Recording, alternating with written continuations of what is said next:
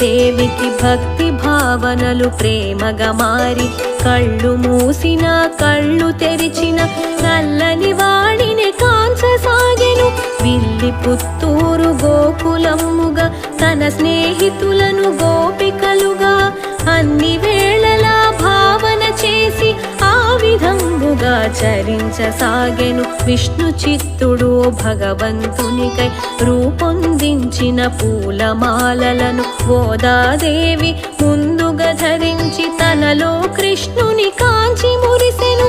ఈ దృశ్యమును విష్ణు చిత్తుడు ఒక దినమందు కన్నులగాంచి జరిగినదంతయు అపచారమని తలచి ఎంతయో చింతించే. గోదాదేవి